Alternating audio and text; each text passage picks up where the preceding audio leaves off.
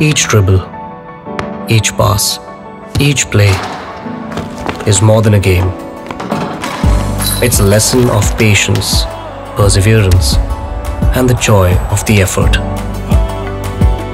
Singhania Educational Institute, cultivating knowledge, your premier destination for CBSE excellence in the region. नमस्कार, आप देख रहे हैं आई इंडिया और मैं हूं डॉक्टर पंकज सिंह गौर। लोकसभा चुनाव से पहले यूपी में कांग्रेस और सपा के बीच भले ही लंबे जद्दोजहद के बाद सीटों का बंटवारा हुआ है, लेकिन गठबंधन के साथ ही उत्तर प्रदेश की राजनीति में नया मोड़ आने की चर्चाओं ने जोर पकड़ लिया है।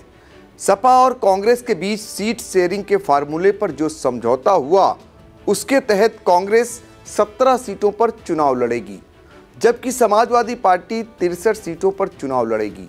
इसके बाद अब सपा के साथ अन्य जिन दलों का गठबंधन है, उनके हिस्से में कौन कौन सीटें जाएंगी, इसे लेकर भी तमाम तरह की चर्चाएं जारी हैं।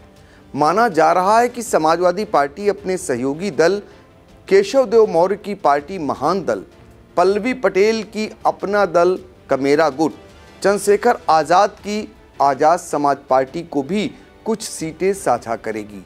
यही नहीं, अब तो यह भी संकेत मिलने लगे हैं कि लोकसभा चुनाव से पहले फिर से जनसत्ता दल लोकतांत्रिक के संस्थापक रघुराज प्रताप राजा भैया की पार्टी का भी गठबंधन सपा से हो सकता है।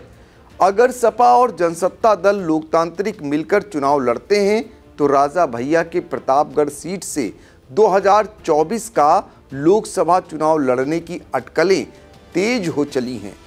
राजनीति के जानकारों का मानना है कि ऐसे में समाजवादी पार्टी और कांग्रेस से गठबंधन उनके लिए भी फायदे का सौदा साबित हो सकता है। इसी क्रम में चंद्रशेखर आज़ाद की आज़ाद समाज पार्टी के उम्मीदवार को नगीना लोकसभा क्षेत्र से मौका दिया जा सकता है, यानी यहां से रावण चुनाव लड़ सकता है। जबकि महान दल के खाते में कौन सी सीट आएगी, इस पर अभी फैसला लेना बाकी है। महान दल का दावा है कि उसे मौर्य, शाक्य, कुशवाहा, सैनी, कंबोज जैसे अन्य पिछड़े वर्गों का समर्थन प्राप्त है। बता दें, उत्तर प्रदेश के 2022 के विधानसभा चुनाव में महान दल का सपा के साथ गठबंधन था।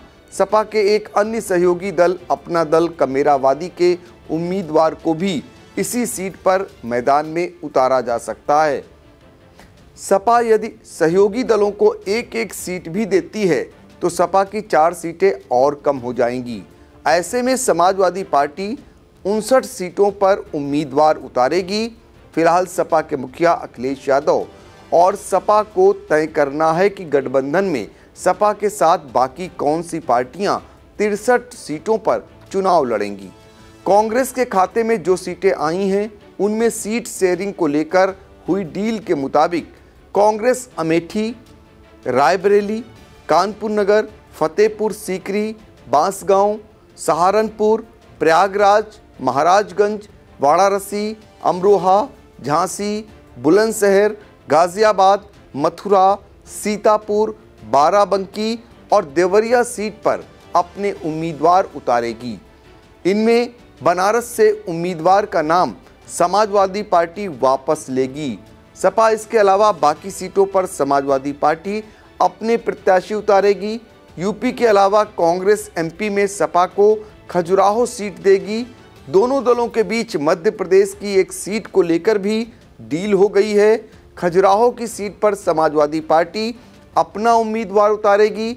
इसी तरह कांग्रेस और आम आदमी पार्टी के बीच भी अन्य प्रांतों में समझौता हो गया है। दिल्ली में कांग्रेस को 3 सीटें आम आदमी पार्टी ने दी है, जबकि 4 सीटों पर आम आदमी पार्टी अपने उम्मीदवार उतारेगी। इसी तरह हरियाणा में 9 पर कांग्रेस और 1 पर आम आदमी पार्टी, गुजरात में 24 पर कांग्रेस और 2 पर आम आदमी पार्टी चुनाव लड़ेगी। हालांकि पंजाब में कांग्रेस और आम आदमी पार्टी आमने सामने होगी। बताते चलें कि एनडीए गठबंधन को सत्ता से बाहर करने के लिए राजनीतिक दलों ने इंडिया गठबंधन को बनाया था।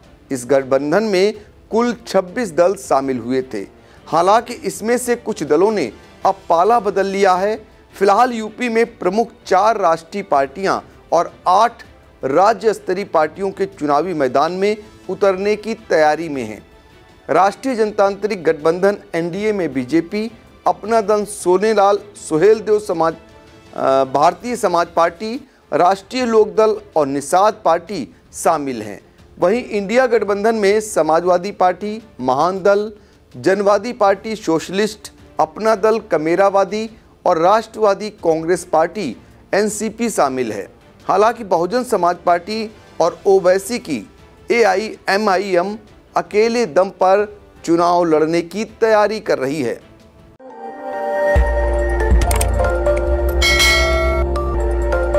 खबर आपकी, नजर हमारी। देखते रहिए आई इंडिया।